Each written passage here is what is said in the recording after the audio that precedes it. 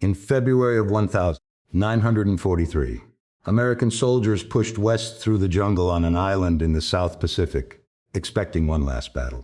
What they found instead were cooking pots filled with grass, rows of men lying in the rain alive, unable to sit up, and diaries in which soldiers had stopped writing the name of the island and started writing two characters instead. Gato. Starvation Island. 6 months earlier, those same men had belonged to the army the world considered the finest jungle fighting force on earth. They had beaten the British in Malaya, they had taken Singapore, they had driven the Americans off Bataan. And they had been sent to this island with a promise from their own high command. The Americans were soft, they were pampered, and they would break on the first night. This is the story of what happened to that promise. Some men measure a war in years. On Guadalcanal, it was measured in nights.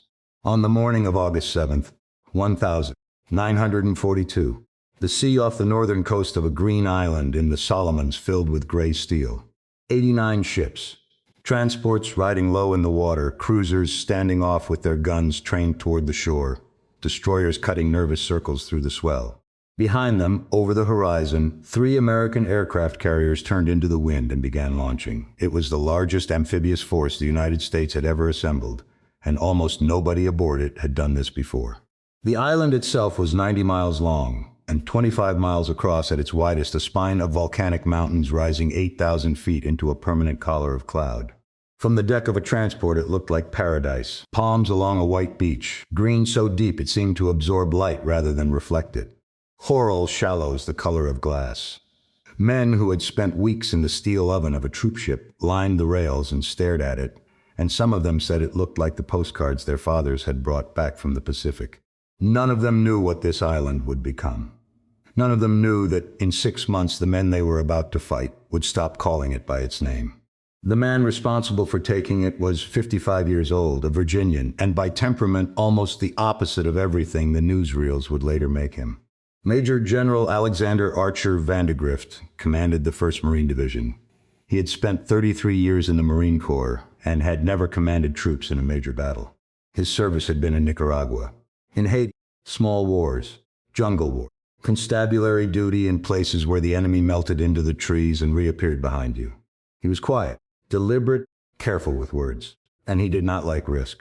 He had been told in June that his division would not be committed to combat until early 1943. He had been given the date of August 1st instead, then a 5-day reprieve, and he had spent those weeks watching his plan assemble itself out of guesswork. The intelligence he had been handed was almost worthless. There were no accurate maps of the island's interior. The best charts available came from a German survey decades old, and from the memories of a handful of planters and missionaries who had lived there. Nobody knew how many Japanese were ashore. Nobody knew where the rivers ran or whether they could be forded. Marines going into the operation were issued sketch maps with large blank spaces on them, and were told without irony to fill in the details as they advanced. His officers had a name for the operation that never appeared in any dispatch. Officially, it was Watchtower. Among themselves, they called it Operation Shoestring. At 6:13 that morning, the cruisers opened fire. The bombardment walked along the beach and into the palms, and the men in the landing craft felt it through the hulls before they heard it. Then the ramps went down, and nothing happened. The Marines who waited ashore at Red Beach, 3 miles east of a place called Lunga Point, found no machine guns, no enemy at all. They found a hot beach, a wall of vegetation, and silence. 11,000 men came ashore on Guadalcanal against nothing at all, part of a landing force of roughly 16,000 spread across the Sound. Some of them stood in the surf, waiting for the shooting to start, and it did not start. Officers pushed them inland. They cut through kunai grass that stood taller than a man and had edges that opened skin like paper. Within an hour, men were dropping from heat exhaustion, still without having seen a single Japanese soldier. Across the Sound, 20 miles north, it was a different war entirely. On the small islands of Tulagi, Gavutu, and Tanambogo, the Japanese garrison fought from coral caves and refused to surrender. Marine raiders and parachutists cleared those positions one at a time with grenades and demolition charges over 3 days. Of the Japanese garrison on those small islands, something over 800 were killed. Roughly 20 were taken alive. It was the first hard lesson of the campaign, delivered before most of the men on Guadalcanal had fired a shot. This enemy did not quit. and clearing him out would have to be done individually, cave by cave, but on Guadalcanal itself the prize was simply sitting there waiting. The reason for the entire operation was a strip of graded earth in a coconut plantation near the Lunga River. American reconnaissance had spotted it on July 4th, Japanese engineers building an airfield. From that airfield, bombers could reach the sea lanes connecting the United States to Australia. Those lanes were cut, Australia was isolated. That single fact had accelerated the entire American timetable and put 11,000 largely untested Marines onto a beach the Navy could barely reach. On August 8th, the Marines walked onto the airfield. The Japanese labor force, roughly 2,200 construction troops, many of them Korean laborers, along with several hundred naval personnel, had run west across the Matanacao River at the first shell fire. They left everything: bulldozers still fueled, road rollers, rice in sacks, cooking fires with food still on them, crates of Japanese beer and sake, refrigeration units, trucks, a radio station, and the runway itself nearly finished, needing only a few hundred feet of fill to become operational. American engineers looked at the abandoned Japanese equipment and used it to finish the Japanese runway so that American aircraft could bomb Japanese ships. Within days, the Americans named it Henderson Field for Major Lofton R. Henderson, a Marine dive bomber pilot who had been killed leading his squadron against the Japanese carriers at Midway 2 months earlier. Everything that happened over the next 6 months happened because of that airstrip. Every naval battle, every night bombardment, banzai charge, every death by starvation in the hills. The entire campaign was an argument about a piece of flat ground, roughly a mile long, and on the night the Marines took it, the argument turned violently against them. Vice Admiral Gunichi Mikawa was 54 years old, commander of the newly formed 8th Fleet at Rabaul, 600 miles to the northwest. He had received word of the American landings within hours. He did not wait for permission from Tokyo. He assembled what he had: 5 heavy cruisers, 2 light cruisers, and a single destroyer, and took them down the channel between the Solomon Islands that Americans would soon call the Slot, running at high speed through the afternoon of August 8th.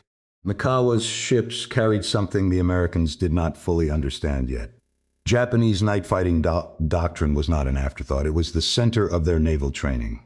Their lookouts were selected for exceptional night vision and trained for years. Their optics were superb. Their torpedo, the oxygen-fueled Type 93, which the Americans would eventually nickname the Long Lance, could run over 20 miles at economical speed and 12 miles at attack speed, carrying a warhead nearly twice the size of anything in the American inventory. And crucially, it left almost no wake. The Allied screening force guarding the transports that night was tired. Its men had been at general quarters for 36 hours, fighting off Japanese air raids. Its commander, British Rear Admiral Victor Crutchley, had been called away to a conference aboard the flagship and had taken his cruiser with him. 2 radar-equipped picket destroyers watched the western approaches. Neither of them saw Mikawa come. At 1:36 in the morning of August 9th, Japanese float planes dropped parachute flares over the Allied transports, and the world caught fire. What followed lasted about 32 minutes. Mikawa's column crossed the southern group first and put torpedoes into the Australian heavy cruiser Canberra and the American heavy cruiser Chicago. Then the Japanese force split and enveloped the northern group. Vincennes, Quincy, Astoria, 3 American heavy cruisers caught in searchlights at point-blank range, with their guns trained fore and aft. Sailors described it afterward in the same words over and over. The searchlights came on and there was nowhere to go. 8-inch shells struck at ranges where gunners could not miss. Quincy's bridge was destroyed with almost everyone on it. Astoria burned from stem to stern. Vincennes took torpedoes and rolled. Men jumped into water that was on fire with burning fuel oil, and the water was full of sharks, and it stayed full of them for hours. By dawn, 4 Allied heavy cruisers were sunk or sinking. 1,077 Allied sailors were dead. It was and remains one of the worst defeats ever suffered by the United States Navy in a surface action. And then Mikawa did something that Japanese officers argued about for the rest of their lives. He turned around and went home. The American transports, the entire reason the Marines could stay on the island, lay a few miles away, unescorted, packed with food, ammunition, artillery, engineering equipment, and men. Mikawa could have destroyed them. Instead, worried about American carrier aircraft catching him in daylight and unaware that the American carriers had already been withdrawn, he ordered his force to withdraw to Rabaul. It, by any measure, one of the most consequential decisions of the Pacific War, and it was the wrong one. Mikawa had won a stunning tactical victory and thrown away the strategic one. Guadalcanal survived that night on a Japanese admiral's caution. But the Marines ashore did not feel saved.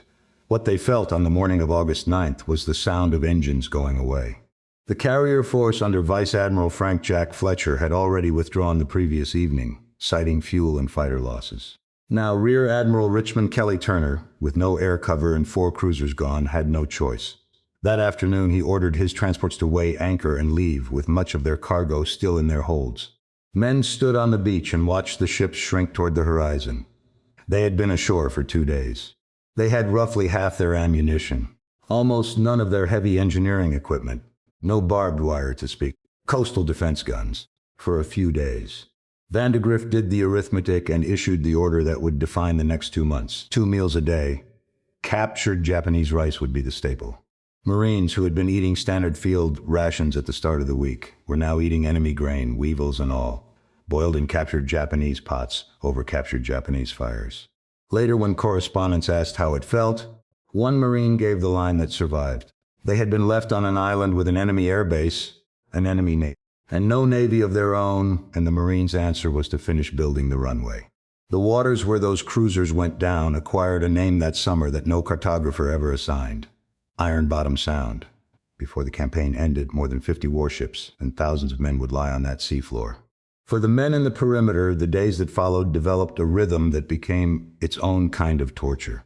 Japanese bombers came from Rabaul almost every day, usually around noon, so regularly that the Marines set their watches by them.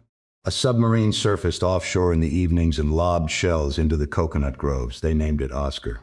At night, a single Japanese float plane would circle overhead for hours, engine deliberately unsynchronized to produce a grinding, throbbing sound that made sleep impossible, occasionally dropping a bomb at random.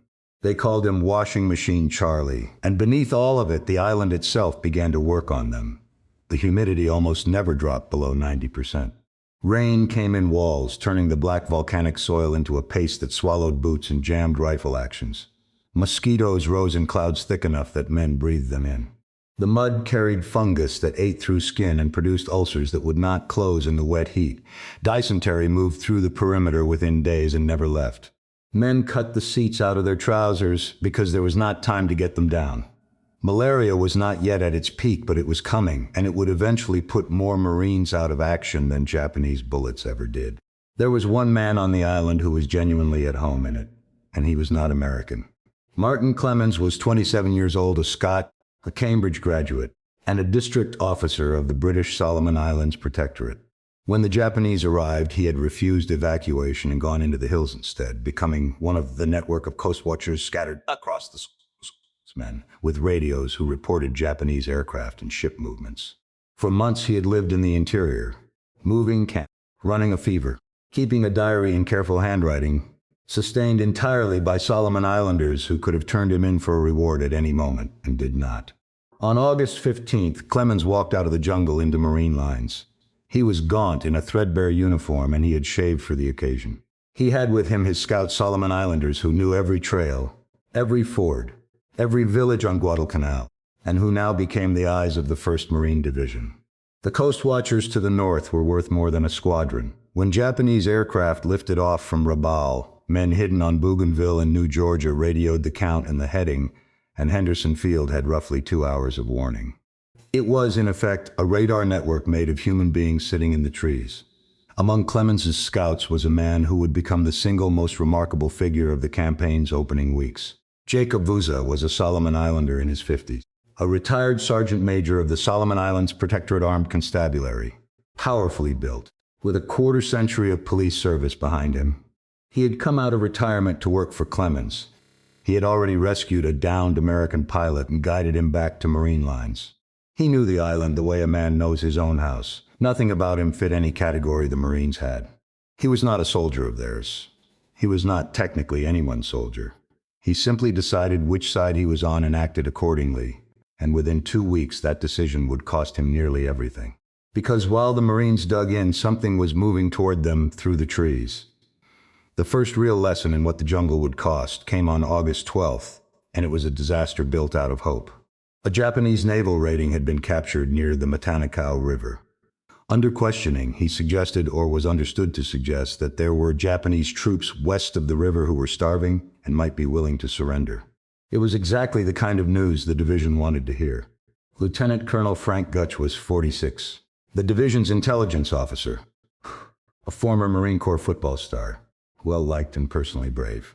He decided to lead the reconnaissance himself. He took 25 men, including several of the division's most valuable specialists, his own intelligence section, a surgeon, a linguist. That composition alone would later horrify staff officers reviewing the operation. It was not a patrol. It was the division's brain trust getting into a boat.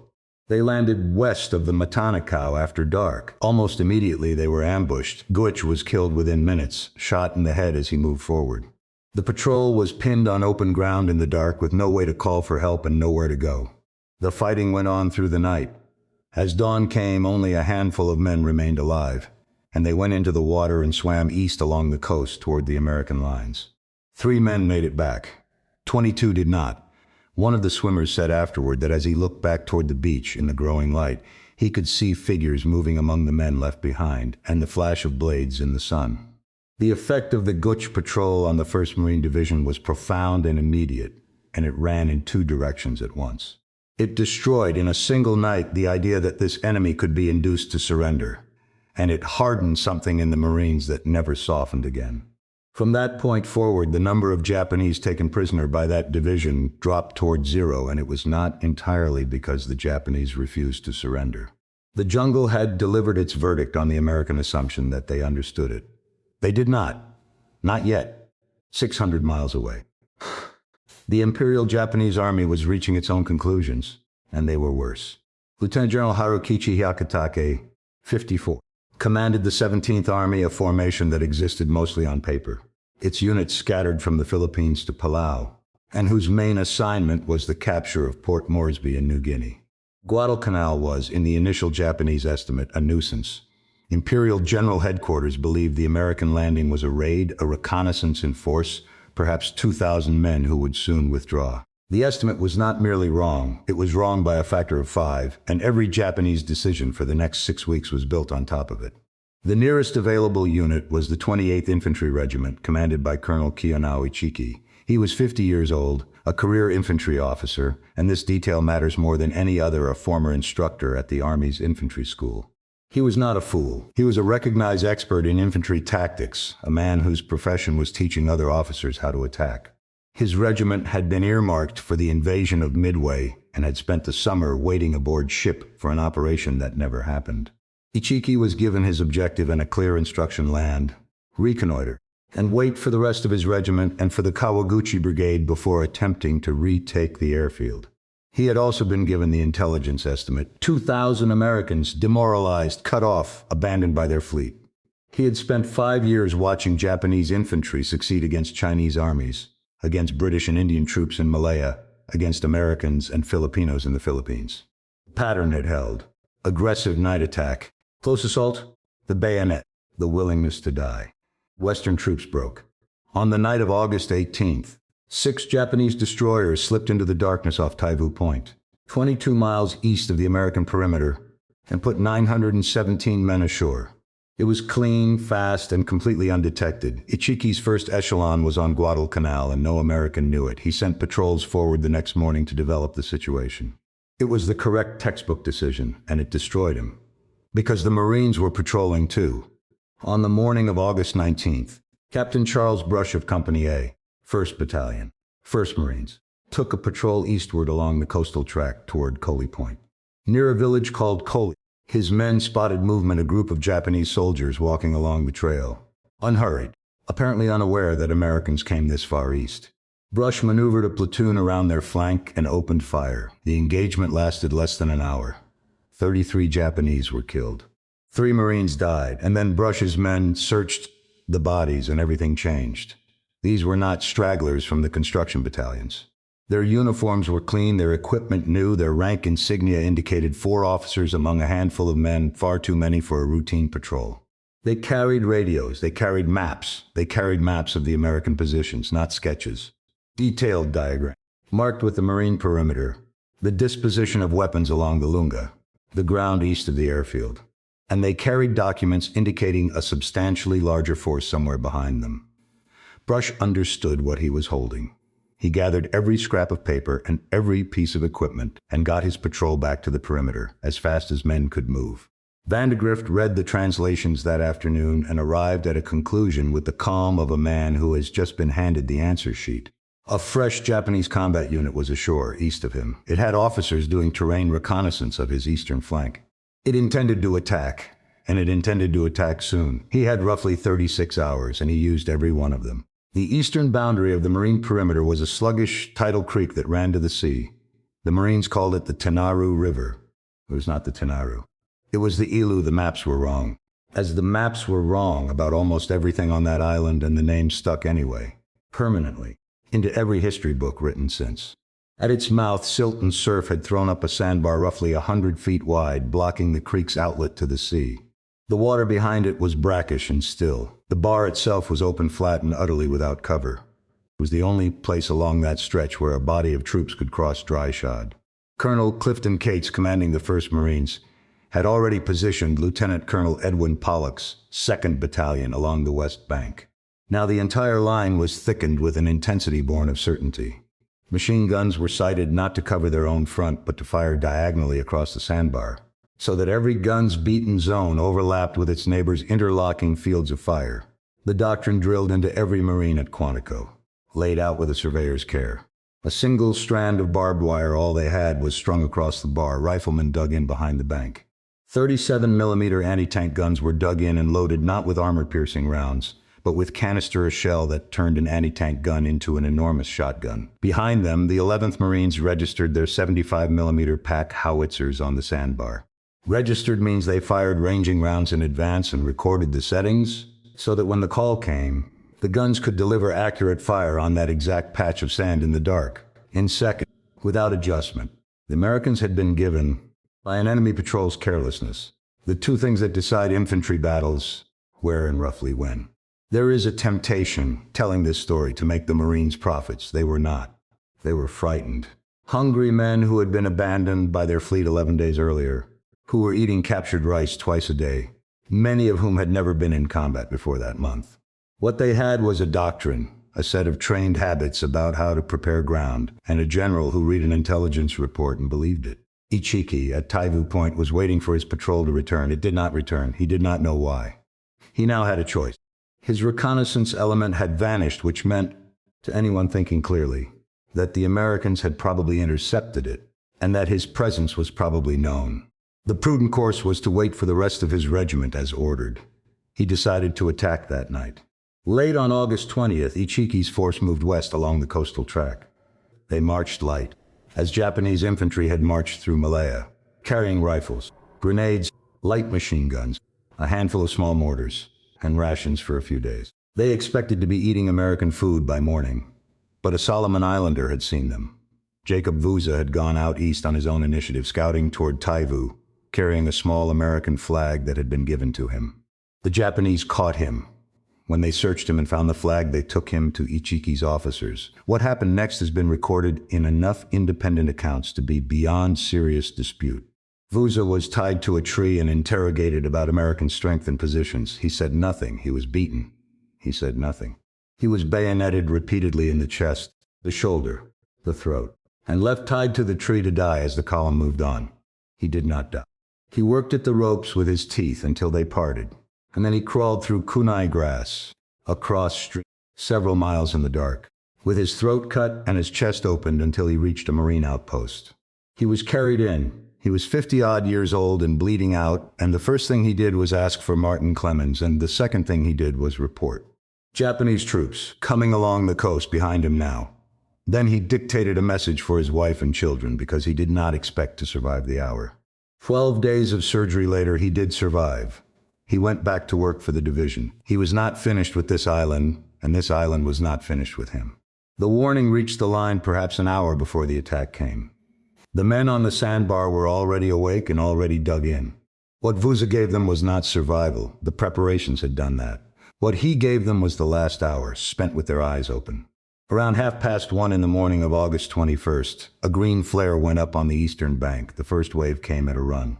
200 men or more, coming out of the coconut grove and onto the open sand, screaming, throwing grenades, firing from the hip. It was the assault that had broken lines in China and Malaya's speed noise mass, and the absolute conviction that the defenders would not stand. The Marines let them get onto the bar. Then the machine guns opened up. The M991 A1 Browning was not a new weapon. It was a design from the First World War, heavy, cooled, on a tripod, a crew entirely unsuited to mobile warfare. And in this particular situation, on this particular 100 feet of sand, it was the most efficient killing device on the planet. Its cyclic rate was somewhere between 450 and 600 rounds a minute, but the number that mattered was different. Because it was water-cooled, it could keep firing in long bursts, hour after hour, as long as the belts kept coming and someone kept the water jacket filled. Air-cooled guns cooked themselves to death in sustained fire. This one did not. There were several of them, sighted to fire across the bar rather than down it, and their cones of fire crossed in the middle of the sand. The first wave went down almost entirely. Men were hit and hit again as they fell. The Japanese who reached the single strand of wire piled up against it. Behind the guns, Marine riflemen fired into the mass. The 37mm guns fired canister into the dark, and a canister round from a 37mm at 50 yards does not so much kill men as remove them. The Japanese came again and again. Because that was the doctrine, and because Ichiki had no other plan, and because Japanese survivors said this plainly after the war, they genuinely believed the Americans would break. That was the article of faith. Push hard enough into the night and the Western soldier runs. It had always been true before. Some got across. There was hand-to-hand fighting on the west bank in the dark bayonets, entrenching Tulstel's fists. A Japanese assault group swung out into the surf and tried to come around the seaward flank through the shallows, and Marine gunners traversed and caught them in the water. The 11th Marines howitzers, firing on their pre-registered settings, dropped high explosive onto the sandbar and the grove behind it. Marine officers moving the line that night reported that the machine gun barrels glowed. Loaders poured water into jackets that boiled it off as fast as it went in, and when the water ran out, they used what was at hand. The attacks went on for something over 4 hours. Toward dawn they weakened, and then they stopped, and the sand was covered with the dead. Vandegrift did not leave it there. At first light, he ordered Lieutenant Colonel Leonard Cresswell's 1st Battalion, 1st Marines, to cross the creek upstream, inland, and swing east and then north in envelopment, pinning what remained of Ichiki's force against the sea. Marine artillery walked ahead of them. Wildcat fighters from the newly arrived squadrons strafed the coconut grove. In the afternoon, 5 M3 Stuart light tanks came across the sandbar and into the trees. The correspondent Richard Tregaskis watched the tanks work from a Marine position. He wrote in his diary that day about the sight of them moving among the palms, turning, firing, and about the shock of realizing how many Japanese were in that grove. He described the rear ends of the tanks afterward and said they looked like meat grinders. It is one of the very few lines from that day that historians quote without argument, because Tregaskis was standing there when he wrote it. By late afternoon on August 21st, it was over. Of the 917 men Ichiki had landed, roughly 800 were dead. Few dozen survivors, mostly rear elements, made it east through the jungle to Taivu. Marine losses were 44 killed and about 75 wounded. Colonel Kiyonao Ichiki died on Guadalcanal, and how he died is genuinely uncertain. The Japanese official account holds that he burned the regimental colors and killed himself when he understood that his command had been destroyed. Some accounts of the fighting suggest he was killed in the final action. No one has ever settled it.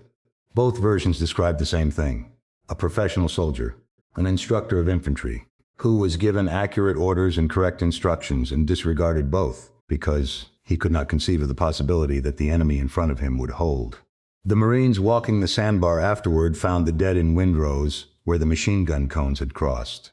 They also found, among the bodies, men who were not dead wounded Japanese who detonated grenades when corpsmen approached, or who fired from beneath the bodies of their comrades. Word of it moved through the division within hours, and it fused with the memory of the Gutschis patrol into something permanent. Vandegrift wrote afterward, with the restraint of a man who had spent 33 years choosing his words, that he had never heard or read of this kind of fighting.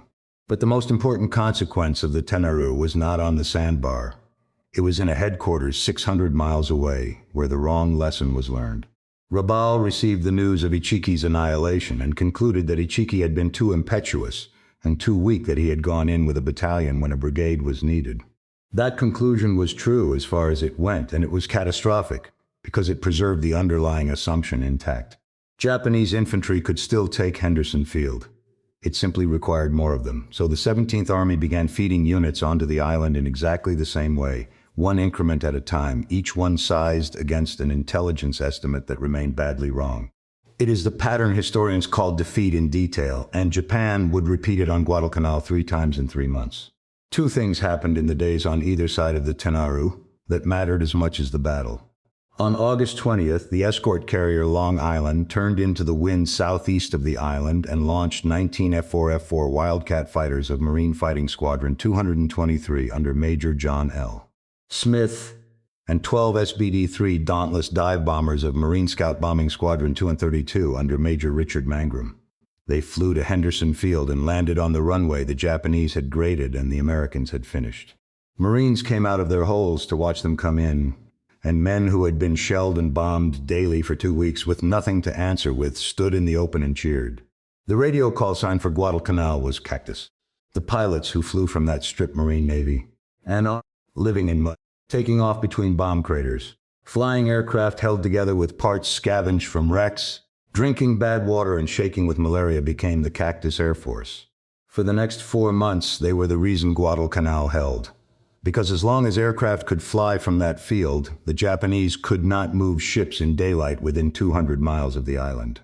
That single fact rewrote the entire campaign into a strange and terrible rhythm. The Americans owned the day, the Japanese owned the night. Everything that either side wanted to do had to be done inside its own half of the clock. And on August 24th and 25th, that rhythm claimed its first strategic victim. Admiral Isoroku Yamamoto had committed the combined fleet to escorting a reinforcement convoy's slow transports carrying the balance of Ichiki's regiment and naval landing troops, screened by carriers.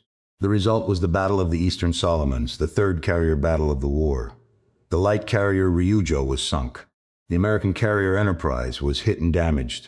Neither side achieved what it wanted. Then, on the morning of August 25th, the transports came within range of Henderson Field, and Dauntlesses from Cactus found them. The transport Kinryu Maru was bombed and set afire. The destroyer Mutsuki stopped alongside to take off survivors, and while she was stopped, Army B-17s from Espiritu Santo bombed her and sank her. Her captain reportedly remarked afterward that even a destroyer could be hit if she was standing still. The convoy turned back. That was the moment the Imperial Japanese Navy concluded that slow transports could not be used to reinforce Guadalcanal. From then on, troops would come in aboard fast destroyers. Running down the slot at night and unloading in a few hours before dawn, the operation the Americans named the Tokyo Express and the Japanese, more accurately and with less romance, called rat transportation. It worked. It moved thousands of men. It also could not carry heavy artillery. It could not carry vehicles. It could not carry the tonnage of rice required to feed the men it delivered. Nobody in Rabaul understood, in the last week of August 1942, that the decision they had just made would kill more Japanese soldiers on Guadalcanal than every American machine gun on the island. Less than 3 weeks had passed since the landings. In that time, the Marines had taken an airfield without a fight, lost their fleet, lost their supply, lost 22 men on a patrol built out of wishful thinking, buried 800 Japanese on a sandbar, and gained an air force. They were dug in around a mile of runway, eating enemy rice twice a day, with malaria beginning to move through the ranks and the rains coming. And in the hills to the south, unseen, a Japanese major general named Kiyotake Kawaguchi was preparing to do exactly what Ichiki had done with 5 times as many men, and along a ridge that no one on either side had yet learned to fear. The rain came in September, and it did not stop. It came down through the canopy in sheets that turned the black volcanic soil of the Lunga Plain into something between mud and soup. Foxholes filled overnight and had to be bailed with helmets. Rifles corroded if a man let them out of his hands for an hour. Boots rotted off feet. The kunai grew back faster than working parties could cut it, and under the constant drumming of the water on the palms, the Marines of the 1st Division began to come apart in ways no medical officer had predicted. They had been on Guadalcanal a month. They had lost 9 pounds a man on average. 2 meals a day of captured Japanese rice, sometimes supplemented with canned Australian mutton that had been aboard the transports when they fled, had put every man in the perimeter into a slow caloric deficit. Dysentery was universal. Men squatted in the open because there was no dignity left to protect and no time to find any. Jungle rot opened sores on hands and ankles that filled with fluid and would not close. And the mosquitoes, which had merely tormented them in August, had begun their real work. Anopheles is a patient insect. The malaria parasite it carries needs roughly 2 weeks inside a human being before the fever announces itself. The Marines had landed on August 7th. By the second week of September, the division's sick list began climbing in a curve that surgeons recognized immediately and could do almost nothing about. Atibrin, the synthetic substitute for quinine, turned a man's skin yellow and was rumored falsely, but persistently, to cause impotence. Some men refused it. Officers stood at chow lines and watched each man swallow. By December, the 1st Marine Division would record over 8,000 cases of malaria in a division that had landed with roughly 19,000 men. This is the part of Guadalcanal that the newsreels never showed and the veterans rarely discussed. Not the charge, not the machine gun, not the flag. The slow arithmetic of a body breaking down in a wet climate on insufficient food, and the requirement to fight anyway. And they were about to fight. 600 miles north at Rabaul, Lieutenant General Harukichi Hyakutake had absorbed the destruction of the Ichiki detachment and drawn a conclusion that seemed, from a map, entirely reasonable.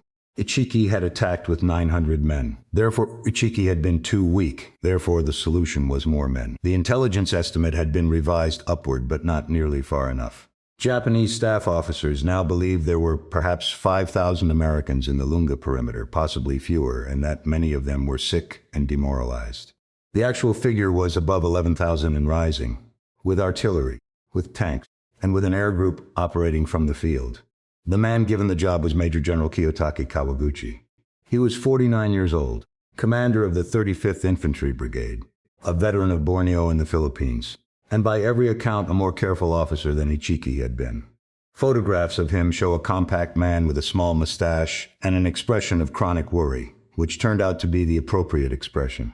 Kawaguchi's men came down the slot aboard destroyers through the last days of August and the first days of September, landing at Taivu Point in the east, the same beaches Ichiki had used. By September 7th, he had something over 5,000 men ashore, drawn from his own brigade, from the surviving elements of the 28th Regiment, and from naval landing forces. He also had almost no artillery because destroyers could not carry it. He had no vehicles, and he had rations calculated on the assumption that the operation would be short. His plan was better than Ichiki's in every respect except the one that mattered. He would attack from 3 directions at once. A force under Colonel Akinosuke Oka would strike from the west along the Matanakau. A smaller force would hit the eastern flank near the Ilu. And Kawaguchi himself, with the main body of roughly 3,000 men, would swing far inland through the jungle south of the airfield and come at the perimeter from the one direction the Americans could not possibly be watching. He had chosen his axis of advance intelligently. South of Henderson Field, a narrow coral ridge rose out of the jungle and ran roughly northwest toward the runway, about 1,000 yards of open, grassy high ground, flanked on both sides by deep wooded ravines. It dominated the airfield. From its crest, a man could see the runway and the Lunga River beyond it. Kawaguchi had found the key terrain. His mistake was in assuming the Americans had not. The man who found it first was 45 years old, slightly built, soft-spoken, with pale eyes and red hair going gray. Lieutenant Colonel Merritt Austin Edson commanded the 1st Marine Raider Battalion. His men called him Red Mike, and they did not call him that affectionately.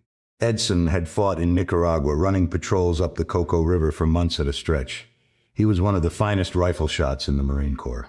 He spoke in a flat, quiet voice that men strained to hear, and he had a reputation, entirely earned, for spending his battalion without visible emotion. On September 8th, Edson took his raiders and the 1st Parachute Battalion Marines trained as paratroops who had never made a combat jump and never would, and landed by boat at Tazumboko, near Taivu Point of Kawaguchi's assembly area.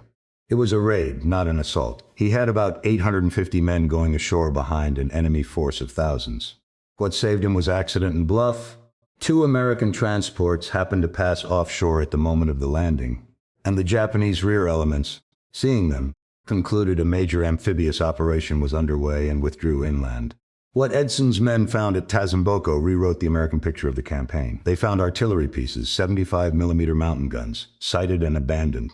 They found close to 1,000 rifles stacked in the village. They found radio equipment. They found stacks of ammunition. They found medical supplies. And they found food in a quantity at all for the force the Americans thought was their sacks of rice piled in rows, cases of canned crab and beef, cases of beer and steak. Edson stood in that village and did arithmetic. Nobody stockpiles this much for a raid. Nobody lands artillery for a probe. This was a supply base for a division-scale operation, and it was sitting 20 miles east of the perimeter. His men destroyed what they could not carry. They slashed rice sacks and urinated on the grain. They spiked the guns. They smashed the radios. They took the documents. And then Edson went to Vandegrift and told him the Japanese were coming, in strength, and that he believed he knew from where. The reasoning was not mystical. Edson had walked the ground. He had looked at that coral ridge and understood what any competent infantryman would understand. It was the natural approach, the only high ground with covered flanks, and it pointed like a finger directly at Henderson Field. Vandegrift's staff were not initially convinced. The prevailing view was that the main blow would come along the coast, as it always had.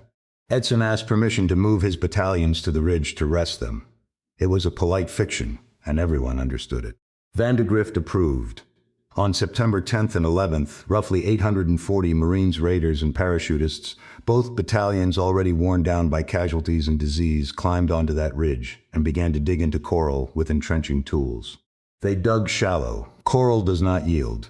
Positions that should have been chest-deep were knee-deep. There was almost no barbed wire. What there was, they strung across the most likely approaches in the ravines. Edson placed his machine guns to cover the draws rather than the crest, sighted the mortars where they could reach the reverse slopes, and had the 11th Marines register their 105 mm and 75 mm howitzers on the ground in front of the ridge and, critically, on the ridge itself. That last decision, pre-plotting artillery onto ground his own men were standing on, was made with full awareness of what it meant. If the line broke, the guns would fire on the break. Japanese aircraft bombed the ridge on the afternoon of September 11th. Edson noted, the first time the Japanese had bombed that particular piece of ground, and it confirmed everything. That evening he gathered his officers and told them, in the flat voice, that they would be attacked that night, that the enemy would come from the south, and that there was nowhere behind them worth retreating to. He was right about the direction and wrong about the timing by 24 hours. Kawaguchi's 3,000 men were still in the jungle, and the jungle was destroying his plan before a shot was fired. There were no trails. His battalions were cutting their way south and west through primary rainforest, in the rain, carrying everything on their backs. Units lost contact with each other within hours. Radios failed in the humidity.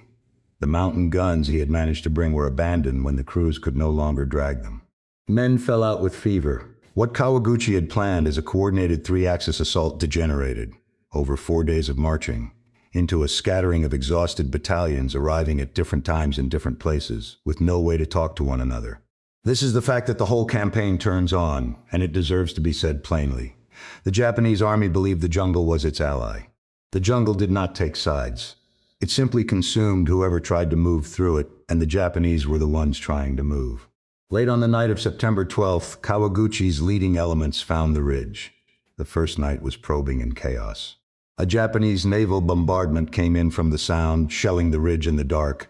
Then infantry came up out of the ravines on the raiders' right flank, infiltrating in small groups between positions, cutting off one raider company and forcing it back. There was fighting in the dark at arm's length. Men could not tell friend from enemy and shot at sound. Japanese soldiers called out in English, using phrases they had learned, trying to draw responses. By dawn on September 13th, the attacks had faded, and Edson had lost ground on his right and a significant number of men, and he had learned exactly what he needed to know. He spent the day doing something that read simply and was almost unbearable. He pulled his line back. He shortened it, drawing his battalions into a tighter horseshoe around the last two knolls of the ridge, giving up the forward ground, so that every remaining rifle covered a shorter frontage. He walked the line personally. He moved machine guns.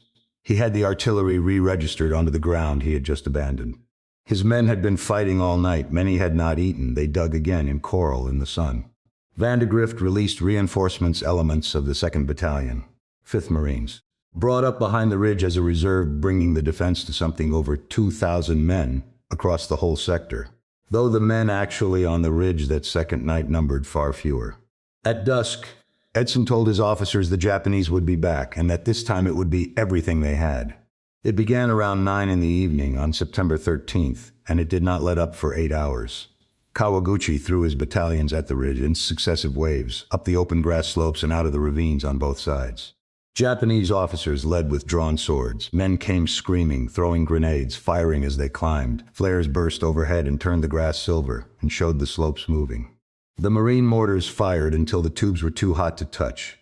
The machine guns fired in short, controlled bursts because ammunition could not be wasted, and then in long bursts because there was no longer time to be careful. Riflemen fired until their weapons fouled with mud and coral dust, cleared them and fired again, and the artillery came in. The 11th Marines, 4,000 yards to the rear, fired close to 2,000 rounds that night. Forward observers on the ridge called the fire in progressively closer until shells were landing within a few dozen yards of American positions. Marines were wounded by their own shrapnel. They kept calling it in. The howitzers walked back and forth across the southern approaches, in a rhythm the men on the ridge came to depend on, a sound that meant the slope in front of them was being scoured. Japanese survivors described it afterward with a kind of disbelief. They had expected to fight infantry. What they encountered was infantry standing behind a wall of falling steel that never stopped and never seemed to run short. The line bent. Around midnight, Japanese troops broke through on the raiders' left and got in among the positions on the second knoll. There was hand-to-hand fighting on the crest. A group of Japanese soldiers penetrated far enough to reach the edge of the ridge's northern slope, within a few hundred yards of the division command post, where clerks and cooks and staff officers picked up rifles. Edson had by then moved his own command post onto the ridge itself, a few dozen yards behind the fighting line in the open. He stayed there through the night. Men who fell back past him were turned around and sent forward again. When a company commander reported his position untenable, Edson told him it was the only position there was. Kenneth Bailey, commanding a raider company, moved along the line under fire, distributing ammunition and reorganizing positions, plugging gaps with whoever was still able to stand. He was hit and kept going. Toward 4 in the morning, the attacks began to lose cohesion. Kawaguchi had committed everything he could physically get to the ridge, and the units that had gotten lost in the jungle never arrived at all. As the sky went gray, Marine aircraft from Henderson Field, a few hundred yards behind the fighting, took off and strafed the ravines the Japanese were withdrawing into. The ridge held. When the sun came up on September 14th, the slopes were covered. Marine burial details counted upward of 600 Japanese dead on and immediately around the ridge. Total Japanese losses in the 3-day battle ran between 800 and 1,000, with hundreds more wounded who would die in the jungle over the following days for lack of any medical care at all. American losses on the ridge were roughly 80 killed and 130 wounded, out of a defending force that had started at fewer than 900. Edson's Raider Battalion had been effectively destroyed as a fighting unit. So had the Parachute Battalion. The place has been called Edson's Ridge and Bloody Ridge ever since. Merritt Edson received the Medal of Honor. So did Kenneth Bailey, who was killed in action 2 weeks later near the Guadalcanal and received it posthumously. And it is worth being precise about one thing because the story is often told wrong. John Basilone was not on that ridge. His battalion, the 1st Battalion, 7th Marine, was still at sea. It landed on Guadalcanal on September 18th, 4 days after the fighting ended. His night was still coming. Kawaguchi's survivors went west. What followed was one of the worst marches of the Pacific War, and almost nobody has heard of it. Roughly 2,000 men, many of them wounded, with no medical supply, and walked from the ridge across the mountainous interior of Guadalcanal toward Japanese positions at Point Cruz, west of the Guadalcanal. It took them 8 days. Men who could not keep up were left where they fell. Wounded men were carried until the carriers could no longer walk, and then they were not carried. Soldiers ate roots, grass, and the bark of trees. Weapons were abandoned by the dozen. Kawaguchi arrived at Point Cruz with a formation that no longer resembled a brigade. And in Rabaul, the same conclusion was reached that had been reached after the Tenaru. Kawaguchi had been too weak. What was needed was more men. Here is where the campaign reveals its real shape, and it has almost nothing to do with courage. The Tokyo Express worked. Between September and November, Japanese destroyers running down the slot at night delivered troops onto Guadalcanal with remarkable efficiency. Unloading in 2 or 3 hours and clearing the area before dawn brought the Cactus Air Force. Rear Admiral Raizo Tanaka, who commanded the destroyer squadrons and who would come to be regarded as one of the finest surface commanders in the Imperial Navy, ran those missions with skill and increasing bitterness. But a destroyer is a warship, not a freighter. Every man it carries stands on a deck that has no cargo hold. Field guns had to be lifted by crane onto ships that had no cranes to spare. Trucks could not be carried at all. Ammunition competed with rice for the same few tons of space. The Japanese army on Guadalcanal grew from a few thousand men in August to over 20,000 by late October. The Japanese army's ability to feed those men did not grow at all. Do the arithmetic that Japanese staff officers eventually did too late. A soldier requires roughly 2 pounds of rice a day to remain a soldier. 20,000 men require 20 tons a day. Delivered onto a beach at night, under air attack, and then carried inland on the backs of men through jungle with no roads. Could not be done. It was never close to being done. Rations on Guadalcanal were cut and cut again. By the end of October, Japanese soldiers in the hills were living on a fraction of a rice ball a day. Then on grass, then on roots, tree ferns, lizards, and the flesh of coconuts they were too weak to climb for. Japanese medical officers began circulating an assessment of how long a man had left, based on nothing but observation, and it spread through the units as a grim piece of folk arithmetic. A man who could still stand had 30 days, a man who could only sit had 3 weeks, a man who lay down and could not rise had a week. A man who had stopped speaking had 3 days, a man who no longer blinked would be dead by morning. The soldiers of the 17th Army stopped calling Guadalcanal by its name. In their diaries and their letters they began writing it with 2 characters that meant Starvation Island. Gato. Roughly 36,000 Japanese soldiers were committed to that island over the course of the campaign. A little over 10,000 would ever leave it alive, and most of those who died were not killed by Americans. Meanwhile, 4 miles away, on the other side of the perimeter, the arithmetic ran the other direction. Because Henderson Field controlled the daylight, American cargo ships could come in during the day, unload, and be gone by dark. It was never comfortable. Supplies were tight through September, and men still ate captured rice, but by October the flow was steady. Ammunition arrived faster than machine gunners could burn it. Field hospitals had plasma, sulfa and surgeons. Seriously wounded men were flown out. And the Japanese soldier in the hills understood it perfectly well. He could hear the transport aircraft landing. He could see the ships. He was starving within earshot of an enemy who was not. Both sides understood by early October that the entire campaign came down to whether Henderson Field could keep flying. So the Japanese set out to destroy it, and on the night of October 13th, they came very close. The Cactus Air Force had spent 2 months being ground down. Pilots flew 2 and 3 missions a day, slept in tents that flooded, drank water that gave them dysentery, and took off from a runway pocked with craters that engineers filled by hand between raids. Squadrons were rotated out when they ceased to exist rather than on any schedule. Brigadier General Roy Geiger, 57 years old, one of the first Marine aviators ever trained, ran the whole operation from a shack near the Strip, and at one point flew a Dauntless on a bombing mission himself because he was tired of asking exhausted men to do it. They had held on, barely. On the afternoon of October 13th, Japanese bombers hit the field twice, cratering the runway and burning 5,000 gallons of aviation fuel. That evening, Japanese 150mm howitzers that had been landed west of the Matanakau, the gun the Marines nicknamed Pistol Pete, began dropping shells onto the airstrip from beyond the reach of Marine counter-battery fire. And at 1:30 in the morning, the battleships arrived. Kongo and Haruna, escorted by a light cruiser and destroyers, took position in the Sound and opened fire with 14-inch guns at a range of about 10 miles. They fired for 80 minutes, roughly 900 rounds. Most of what they fired that night was not armor-piercing shot meant for enemy battleships. It was Type 3 incendiary shrapnel, designed to burst above a target and scatter fire across it, and it had been loaded specifically to destroy aircraft and men in the open. Each shell weighed roughly 3/4 of a ton. Men in the perimeter that night described the ground moving like water. Dugouts collapsed, palm trees 100 feet tall going over sideways, and the specific horror of hearing the shells come in a sound like a freight train, with nothing to do but lie in a hole and wait to find out. The Marines called it the Night of the Battleships. When it ended, 41 men were dead, including a number of pilots. Most of the aviation fuel was burning. The Cactus Air Force had lost more than half its aircraft on the ground. The runway was a field of craters. Of 39 Dauntless dive bombers, a handful were flyable.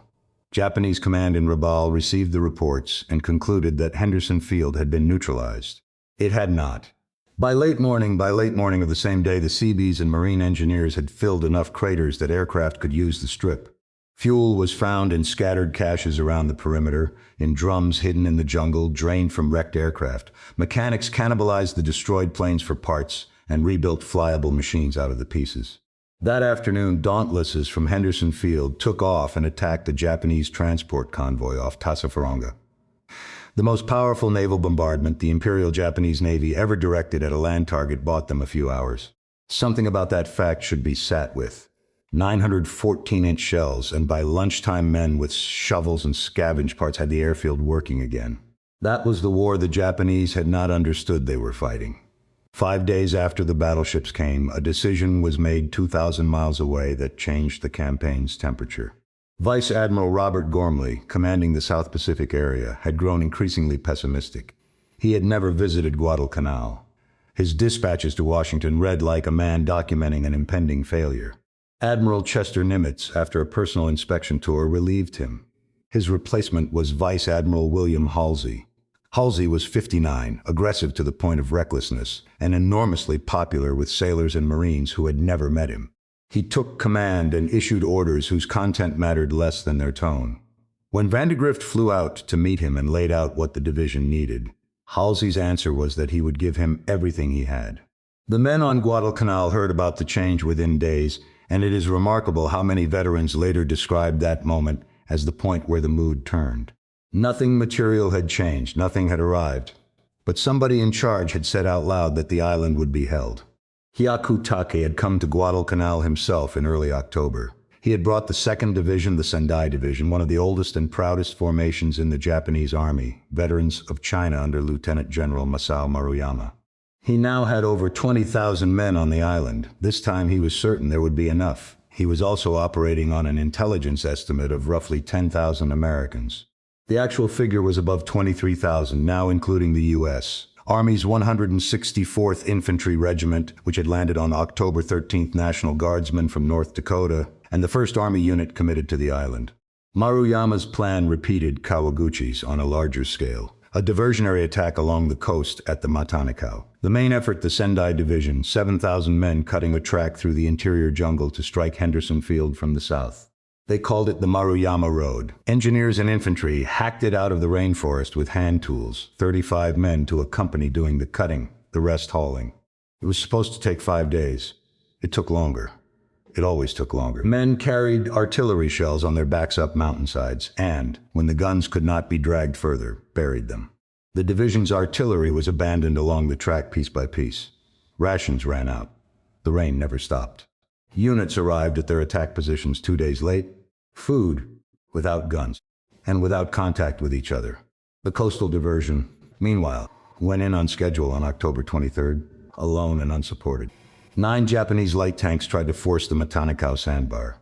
Marine 37mm anti-tank guns and the 11th Marines destroyed all 9 of them, and Marine artillery caught the supporting infantry in the open. It was Tenaru again, in miniature. The main attack came on the night of October 24th, in torrential rain. Facing the southern sector was one understrength Marine battalion holding a front of nearly a mile, the 1st Battalion, 7th Marines, under Lieutenant Colonel Louis Puller. Puller was 44, a Mustang officer who had come up from the ranks, 5'9" with a barrel chest that gave him the nickname Chesty, and he had spent the same Nicaraguan years Edson had, running patrols in the bush. He had a jaw like a shovel and a voice that carried across a parade ground. He had about 700 men thinly strung along the jungle edge, with a single strand of wire and machine guns sighted to cover the approaches. Around 10 at night, Japanese infantry came out of the rain in waves. The fighting went on until dawn. Sections of the line were overrun and sealed off by counterattack. Puller ran his battalion by field telephone and by walking it, moving between positions in the dark. 2 hours into the fight, he got reinforcements to 3rd Battalion, 64th Infantry. Army National Guardsmen fed into the Marine line in the dark, in the rain, in the middle of a battle, 1 platoon at a time. It should have been a catastrophe. It worked. Marines and soldiers fought the rest of that night side by side, and the friction between the 2 services on Guadalcanal largely ended that night. In one machine gun section, a sergeant from Raritan. was running two guns, covering a section of the line where the Japanese were coming through in the greatest strength. John Basilone was 25 years old. He had served 3 years in the army in the Philippines before joining the Marines, which was where he had learned the .30 caliber machine gun well enough to strip and reassemble one in the dark, which is exactly what he did that night. When one of his guns was knocked out and its crew killed, he repaired it and got it firing. When ammunition ran short, he went back through the Japanese infiltrators to get more and carried belts forward himself. At one point, with his position nearly overrun, he fought with a pistol. He kept those guns firing for most of the night, and the line in front of Henderson Field did not break. He received the Medal of Honor for that night. What happened to him afterward comes later in this story. By dawn on October 26th, the Japanese offensive was finished.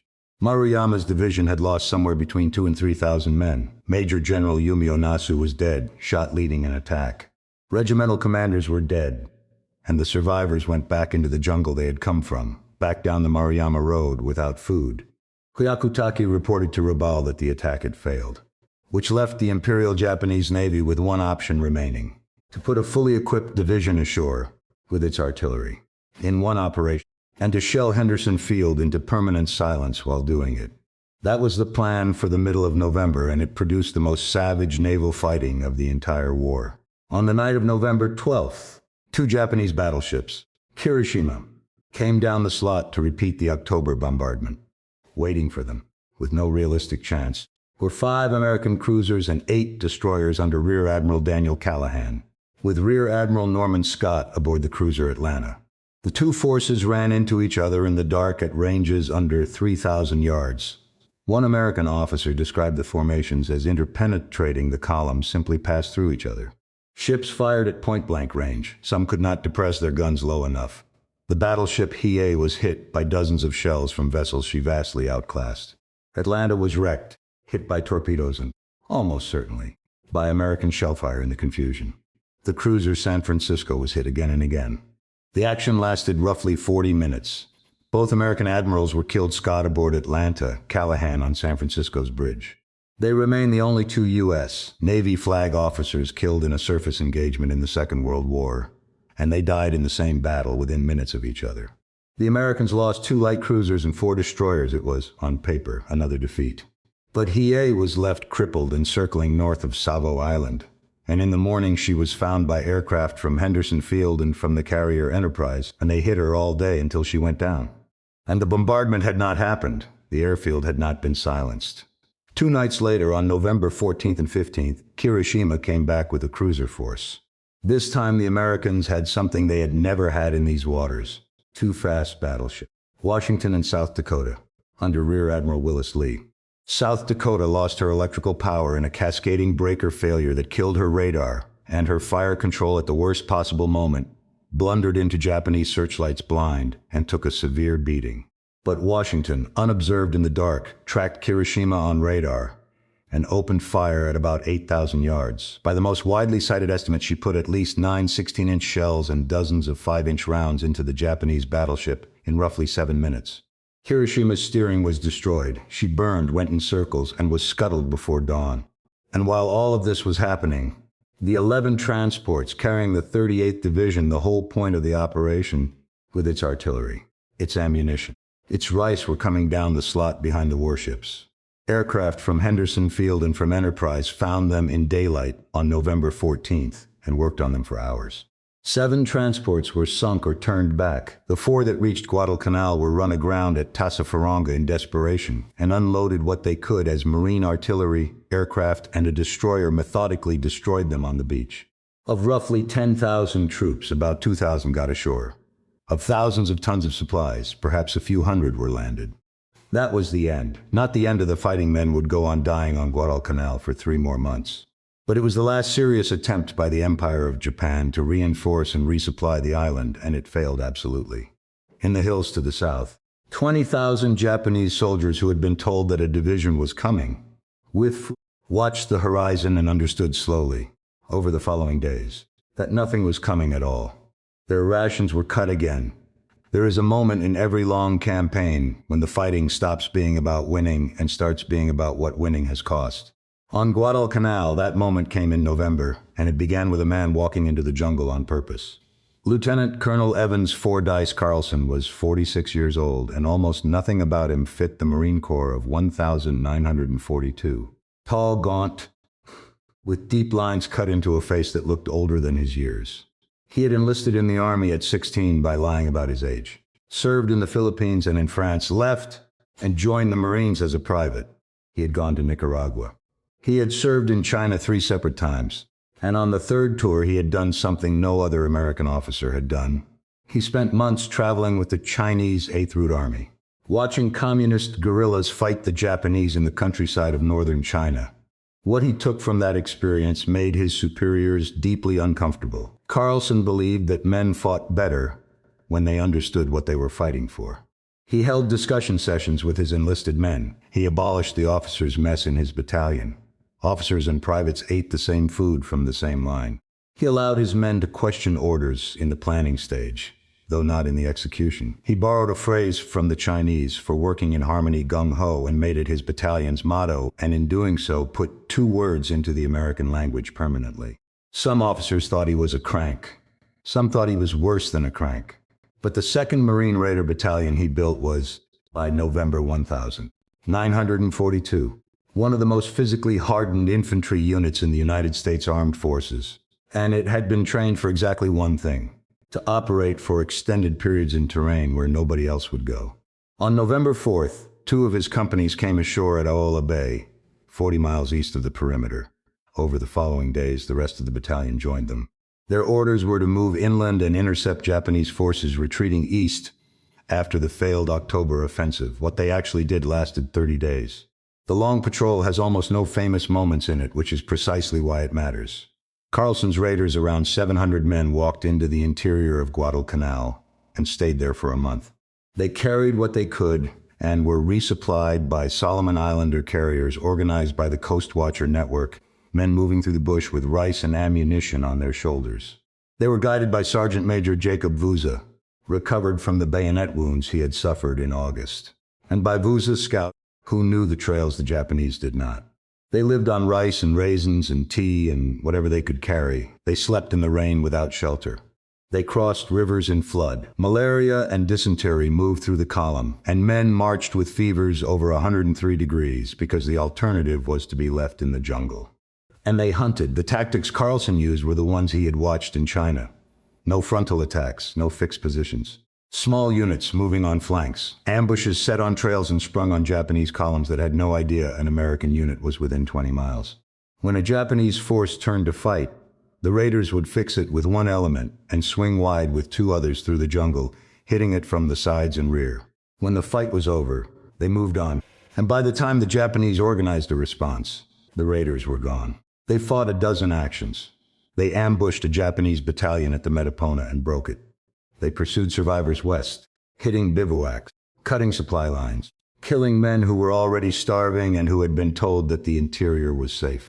On the last stage of the patrol, Carlson took his battalion up onto the shoulder of Mount Austin, the mountain overlooking Henderson Field, and found what nobody had known was there: the Japanese artillery positions that had been shelling the airfield, and the observation posts directing them.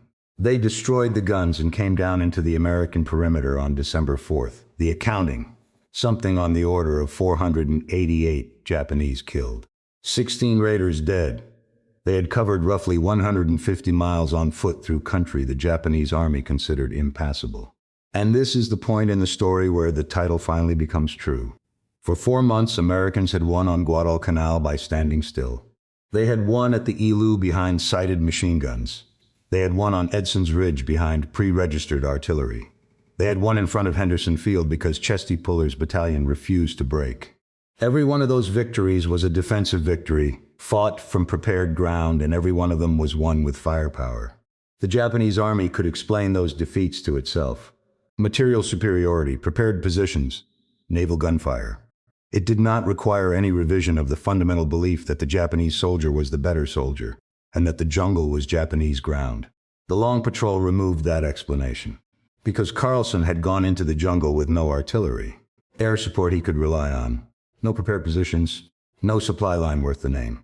and had beaten Japanese infantry at the thing Japanese infantry was supposed to be best at. He had outmarched them. He had outscouted them. He had ambushed the ambushers. He had done it for 30 days without ever being brought to battle on terms he did not choose, and he had come out having lost 16 men. Captured Japanese diaries and post-war interrogations tell the same story from the other side. Over and over, soldiers who had been ordered into the interior because it was safe there discovered that it was not safe. Small units began disappearing. Men reported that the Americans were behind them, in the hills, in country where no white man was supposed to be able to operate. The jungle had been the last thing they believed belonged to them. By December, it did not. The month that followed was the strangest of the campaign, because on one side of the island the war became an administrative problem, and on the other side it became a mass grave. On December 9th, Major General Alexander Archer Vandegrift turned over command on Guadalcanal to Major General Alexander McCarroll Patch of the United States Army, and the 1st Marine Division began to leave the island. It is worth looking at what came down to the beach.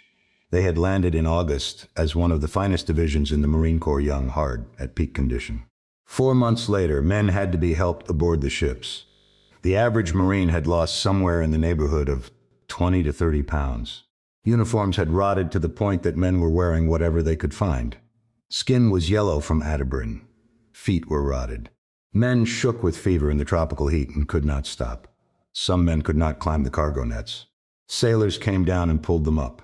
The division was sent to Australia to recover, and when it arrived in Melbourne, Australian medical authorities took one look and quietly rerouted the whole formation away from the tropical north.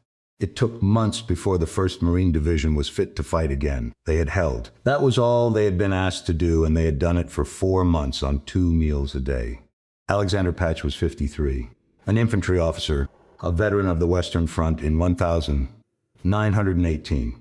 Quiet and methodical in a way that made him almost invisible in the histories. He had brought the American Division to the island and would receive the 25th Infantry Division and the 2nd Marine Division. On January 2, 1943, these formations were consolidated into 14th Corps. Patch now commanded more than 50,000 men on Guadalcanal. Facing him, in the hills and along the western coast, were the remains of the 17th Army. There is no gentle way to describe what had happened to those men. The last serious resupply attempt had died in the water in November. After that, the Japanese tried increasingly desperate methods. Destroyers running past the island at speed. Rolling sealed drums of rice over the side to drift ashore on the current.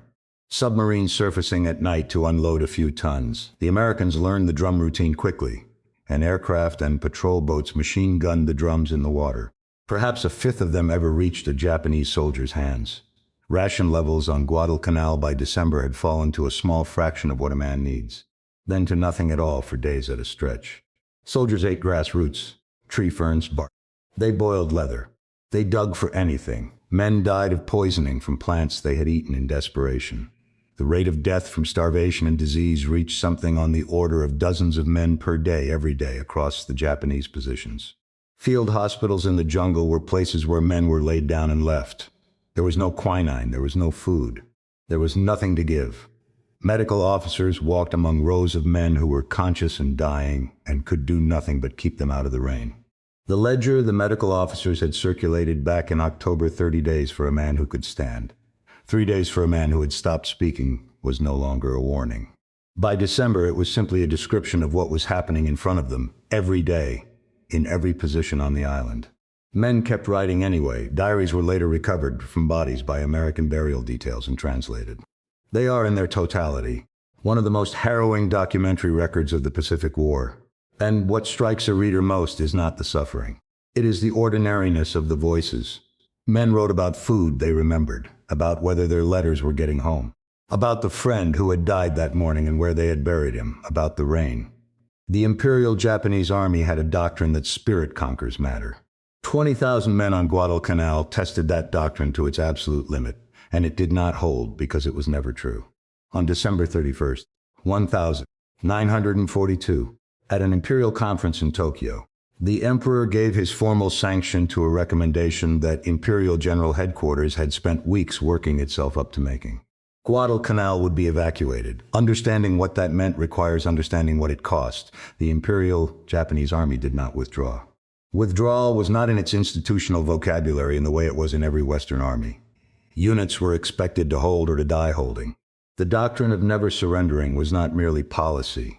It had been drilled into every soldier as an absolute. And now the army was going to remove 20,000 men from an island it had told the nation it would hold. The decision was kept so secret that the soldiers on Guadalcanal were not told, and neither were most of the officers. Even the code name was designed to conceal Operation K from a Japanese syllabary character, meaning nothing at all. The plan was audacious. Destroyers would come down the slot on 3 nights in early February and lift the survivors off the western beaches to cover the operation. The Japanese would do everything they normally did before a major offensive: increase air activity, move ships into the shortlands, run additional destroyer missions, reinforce the island with a fresh battalion to hold the perimeter while the withdrawal took place. In other words, an evacuation that looked exactly like a buildup. Meanwhile, Patch had begun the American offensive. It started in the hills. Mount Austin dominated Henderson Field from the southwest, and Japanese positions on its slopes, particularly a fortified complex the Americans came to call the Gifu. After the Japanese prefecture, many of its defenders came from had to be taken. The fighting there, in December and January, was some of the most miserable of the campaign and receives almost none of the attention. The Gifu was a horseshoe of some 40-odd mutually supporting log and earth bunkers, invisible until a man was on top of them, sighted on jungle-covered ridges where artillery could not be observed and tanks could not climb.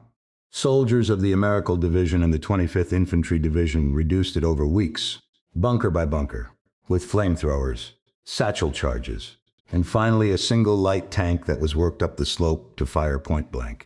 The men inside the Gifu had been out of food for a long time. They fought anyway. When the position was finally overrun in late January, a group of survivors made a final attack in the dark rather than be taken to the west. Along the coast, 14 Corps ground forward from the Matanikau in the methodical American manner artillery preparation. Advance, consolidate, repeat. It was slow. Japanese rearguards fought hard from ridges the Americans numbered rather than named. But it was inexorable, and by the end of January, the Japanese had been pushed back toward Cape Esperance at the island's northwestern tip, exactly where they needed to be. Here is the twist that the men who fought the campaign found hardest to forgive themselves for. Through late January, American intelligence watched the Japanese buildup and drew the obvious conclusion. They saw destroyer activity increasing in the shortlands. They saw Japanese air strength at Rabaul climbing. They saw a fresh Japanese battalion land on Guadalcanal on the night of January 14th. They saw a Japanese cruiser force come south and, on the night of January 29th, torpedo and eventually sink the heavy cruiser Chicago off Rennell Island. Every indicator pointed the same way. Japan was preparing another major offensive to retake Henderson Field. Admiral Halsey held his covering forces back, expecting a major fleet action. Hatch, told to expect a landing in force, kept substantial troops in the Lunga perimeter, rather than committing everything to the pursuit west. American commanders braced for a 4th Japanese attempt on the airfield. On the nights of February 1st, February 4th, and February 7th, Japanese destroyers came down the slot. They came in fast, close to the beaches at Cape Esperance and Camimbo. Landing craft went in, and in the darkness, men who had been living in the hills for months came down to the water. They came out of the jungle in a condition that shocked the sailors who received them. Skeletal, many of them naked or nearly so, uniforms having simply rotted away. Beards to the chest, hair matted, many could not walk without being carried. Some had to be lifted bodily into the boats. Their hands, sailors reported, felt like sticks. American PT boats attacked on 2 of the 3 nights and were driven off. American aircraft attacked and sank 1 destroyer, and still American commanders read the operation as reinforcement rather than removal. Over 3 nights, Japanese destroyers lifted 10,652 men off Guadalcanal. In purely technical terms, one of the most successful operations the Imperial Japanese Navy ever conducted, a clean extraction of an entire army under the nose of a superior enemy, executed with precision, the cost of 1 destroyer. And it was possible only because the Americans could not conceive that the Japanese army would leave. On February 9, 1943, American units advancing from the east and from the west along the northern coast made contact with each other near the village of Tenaru. They had expected to close a trap on the remnants of the 17th Army. There was nothing between them. What the Americans found in the abandoned Japanese positions is the true ending of this story, and it is not a triumphant one. They found bivouacs full of the dead, men who had died where they lay and had not been buried because nobody had the strength to bury them. They found field hospitals clearings with rows of bodies, some of them only just dead, some of them still alive and unable to move. They found the personal effects of an army, photographs, letters, small paper flags, diaries. They found cooking pots containing grass. And they found the living. A few hundred men too weak to have made it down to the beaches, left behind, sitting in the mud. Marines and soldiers who had spent 6 months learning that Japanese troops did not surrender walked into those clearings with weapons ready, and found men who could not have resisted if they had wanted to. Over the entire campaign, out of approximately 36,000 Japanese troops committed to Guadalcanal, roughly 1,000 were taken prisoner, and most of those were too sick to prevent it. That afternoon, General Patch sent his message to Admiral Halsey. Organized resistance on Guadalcanal had ended. He also reported, with the dryness of a man who has been keeping accounts for a long time, that the Tokyo Express no longer had a terminus on Guadalcanal. The numbers deserve to be said carefully, because they are the argument. Japan committed roughly 36,000 men to Guadalcanal over 6 months. Approximately 19,000 of them died there. Of those deaths, somewhere between 8,000 and 9,000 were killed in combat. The rest, the majority, died of starvation and disease. Let that stand for a moment.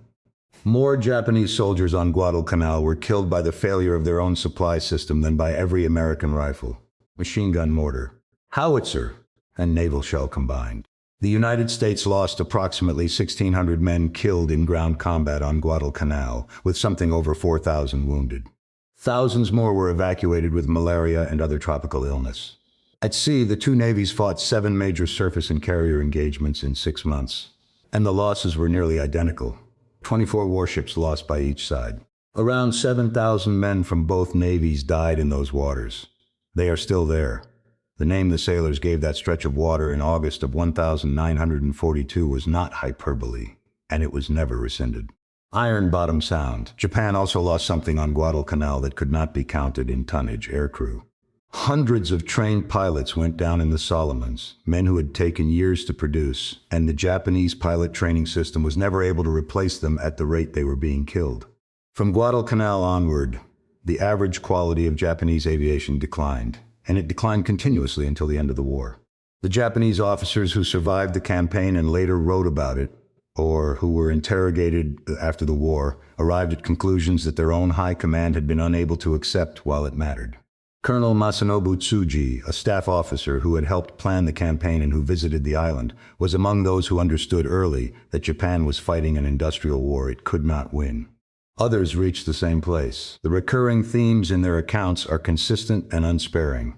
They had catastrophically underestimated the American soldier, believing him soft, and had found him stubborn. They had committed forces piecemeal 3 times against an enemy who was reinforcing faster than they were. They had built a strategy on spirit and courage, and discovered that spirit does not feed a man or resupply a machine gun. And above all, they had learned that logistics is not the support function of war. It is war. The official Japanese explanation offered at the time was different and more comfortable. It blamed supply difficulties, naval reverses, and unexpectedly strong American defenses. It did not say that the doctrine itself was wrong, that the mass night attack against prepared positions with modern automatic weapons and pre-registered artillery was not a tactic but a method of suicide. Because that conclusion could not be reached without unmaking the entire self-image of the Imperial Japanese Army. It was not reached. And so the same attacks would be made again on Attu, on Saipan, on Pele, on Okinawa, and the results would be the same, and the men making them would die in the same way. The American lessons ran the other direction, and they were absorbed. Guadalcanal was the laboratory. Everything the United States would do in the Pacific for the next 3 years was worked out on that island at cost. They learned how to coordinate air support with ground troops, and built the doctrine that would put Marine aircraft over Marine infantry on every island afterward. They learned that unloading transports fast mattered more than almost anything, and built the shore party organizations that made later landings possible. They learned that malaria was a strategic threat and built preventive medicine programs into every subsequent operation. They learned that Japanese defenses had to be reduced individually, bunker by bunker, cave by cave, and developed the flamethrower and demolition assault teams that would do it. And they learned something less technical and more important. They learned that they could do it. The Marines who came off Guadalcanal in December went to Australia and became the cadre that trained the divisions that took Cape Gloucester and Peleliu and Okinawa. The Army units that fought there went on to New Georgia and Luzon. A generation of American officers who had never commanded in a modern battle had now commanded in one and won. The men themselves. Alexander Vandergrift received the Medal of Honor for Guadalcanal and rose to become the 18th Commandant of the Marine Corps, the first Marine on active duty to hold 4-star rank. He testified before Congress in 9946 in defense of the Corps' existence when its dissolution was under serious discussion, and the speech he gave is credited with helping to save it. He died in 1973. Merritt Edson received the Medal of Honor for the Ridge. He commanded a regiment at Tarawa, served as a general officer, retired, and became the first commissioner of the Vermont State Police. He took his own life in 1955. He was 58 years old. Whatever he carried out of that jungle, he carried it for 13 years. Lewis Puller went on to Cape Gloucester and Peleliu and then to Korea, where he fought at the Chosin Reservoir and became the most decorated Marine in the history of the Corps, with 5 Navy Crosses. He died in 1971. Evans Carlson was never given the senior command his record suggested. His methods and his political views were held against him. He was wounded at Saipan pulling a wounded man to cover, retired as a brigadier general, and died in 1947 at the age of 51, his health broken by the Pacific. 2 words of his survive in everyday American speech, and most people who use them have no idea where they came from. John Basilone came home to a hero's welcome and a war bond tour and could not stand it. He requested a return to the fleet, refused, requested again, and was eventually granted it. He was killed on Iwo Jima on February 19, 1945, on the first morning, moving under fire to knock out a blockhouse and lead men off the beach. He was 28. He was awarded the Navy Cross posthumously. He is the only enlisted Marine of the Second World War to hold both the Medal of Honor and the Navy Cross. Martin Clemens stayed with the Coast Watchers, then returned to colonial service in the Solomons after the war, later settled in Australia, and lived until 2009. He was 94. He kept the diary he had written in the hills for the rest of his life. And Jacob Vuza, the man who was tied to a tree, bayoneted through the throat and chest and left to die, and who chewed through his ropes and crawled miles to warn the Marines recovered, went back to work, guided Carlson's raiders across the island on the long patrol, and was made an honorary sergeant major of the United States Marine Corps. He was awarded the Silver Star and the Legion of Merit by the United States and the George Medal by Britain, and he was knighted by Queen Elizabeth II in 1979. He died on Guadalcanal in 1984, at somewhere around 90 years of age, in the place where he had been born. When they buried him, the United States Marine Corps sent an honor guard. Come back then to the question. The whole story turns on. The claim is that Japanese soldiers were terrified by American jungle warfare at Guadalcanal. And if you had said that to a Japanese staff officer at Rabaul in July of 1942, he would have laughed at you. The Imperial Japanese Army had spent 5 years proving the opposite. They had beaten the British in Malaya by moving through jungle the British had declared impassable. They had taken Singapore. They had driven the Americans off Bataan. Japanese doctrine held that the Western soldier was a creature of roads and comforts who could not endure the tropics, and everything in their experience confirmed it. They were not wrong to believe it. They were wrong to keep believing it. Because what happened on that island over 6 months was not that Americans turned out to be better jungle fighters in some innate way. It was something colder and more permanent than that. At the Ilu River, the Japanese learned that a night assault against sighted machine guns and registered artillery does not break a defender who has been told the attack is coming. 800 men died in 6 hours learning it. On Edson's Ridge, they learned that American commanders would read the ground, guess correctly, and prepare, and that Marine artillery would fire onto its own positions rather than let a line break. In front of Henderson Field, they learned that a single American battalion with enough ammunition and a working telephone could stop a division. In the slot, they learned that a destroyer can carry men but not the food those men will eat, and that an army you cannot feed is not an army for very long. And on the long patrol, they learned the last and worst lesson, that the jungle they had believed was theirs would be walked through by an American battalion for 30 days. and that they could not stop it. The terror at Guadalcanal was not fear of death. Those men were not afraid of dying. Their entire training had been built around accepting it, and they proved it 1,000 times over on that island. It was something else, and it comes through in the diaries of dying men in a way that no after-action report ever captured. It was the realization that their courage did not matter, that an enemy whose shells never ran out, whose wounded were carried away and treated, whose aircraft came back the morning after 900 battleship shells had cratered their runway, whose ships came in daylight and unloaded and left, that such an enemy could not be defeated by dying in front of him. 36,000 Japanese soldiers went to Guadalcanal believing that the spirit of the warrior would overcome any material disadvantage. 19,000 of them never left. Most of them starved. Guadalcanal was the first place in the Second World War where Japanese forces were defeated in a sustained ground campaign and driven from ground they had chosen to hold. Before Guadalcanal, Japan advanced. After Guadalcanal, for 2.5 years, Japan retreated and never mounted a successful offensive again. Henderson Field is still there. It is called Honiara International Airport now, and passenger jets land on a runway that Japanese labor troops graded. American Seabees finished, and men on both sides died in the thousands trying to hold or take. The waters north of the island still hold the Rex cruisers, destroyers, transports, carriers, lying on the bottom in a sound named for what is in it. And on the ridge south of the airfield, the coral still shows through the grass. 840 Marines held it for 2 nights in September of 1942 because a quiet, red-headed colonel walked the ground and understood what it was. Somebody almost always does.